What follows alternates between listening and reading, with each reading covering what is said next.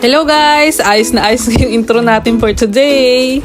Yan guys, inaayos nga pala namin yung mga pasabay order sa amin. Ito nga pala yung order sa amin ay yung isang box ay own box nga pala to ng aming customer. Thank you Madam El. At yan nga guys, medyo Paskong-Pasko pa nga nung time na yan guys. Dahil nga medyo late upload tayo for today. Sasama ko lang din tong mga videos na naipon ko sa cellphone ko guys. Sayang naman talaga no.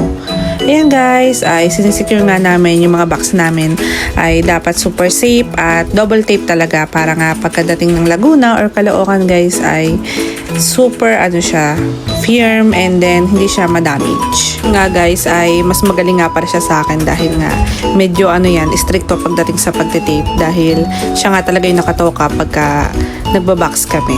Yan guys, medyo matagal na nga rin kami nagpapasabay business at sa lahat ng mga gustong umorder mga sister, yan, PM lang kayo sa akin. Legit lahat ng mga pinapasabay natin ay dito talaga sa Japan galing. And soon, sana nga ay makapag-ibang naman tayo bansa na ipapasabay natin. Soon yan mga sister. Yan. Nilalagyan ko na rin ng name yung mismong box. Usually nga guys, nahuli lang talaga ako. Kasi usually nga ang ginagawa ko ay bago ko ibuuin yung box ay nilalagyan ko na siya ng name. Yan. Medyo na-rush nga kasi tayo for today. Kaya nga, yun, ngayon ko lang siya nalagyan ng name. By the way guys, yan, yung box natin na pinadala nitong time na to ay mga 4 na box to. Then yung half box nga nung isa is order sa atin or own box. Habang naglalagay nga kami ng time na yan nung mga box na mga pasabay sa amin ay nagluluto naman ako ng pa-order ko na puto at saka kutsinta. Ayan, puto cheese and then yung kutsinta is nilagyan ko na lang din ng cheese. Yan. Thank you so much po. Yan nga palang umorder ay ang may birthday niyan is Japanese.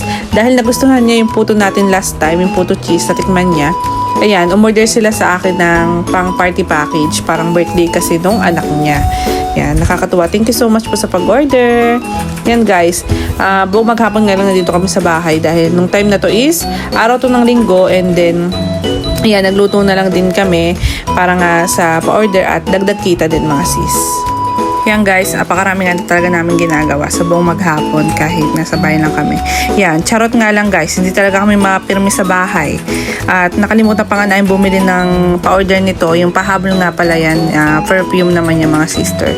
At napakababango rin naman yan. Then, pagka uwi namin ng bahay, nagbihis lang din siya and yun, sa ibang store naman kami pumunta dahil nga medyo mainit na, yan. Mas na ngayon, mas mabenta na ngayon yung mga cow soap natin. At napakalakas nga ng cow soap natin. Very best-selling talaga siya mga sis. At yan nga yung mga pasabay sa atin. At i-close na rin natin yung box dahil nga mamayang 7 to 9 p.m. ay ipipick up na siya. Thank you so much talaga sa lahat ng mga nag-o-order and then sa patuloy ng mga sumusuporta. Yun lang naman guys. Thank you so much for watching. Follow for more. See you in my next vlog. Bye-bye!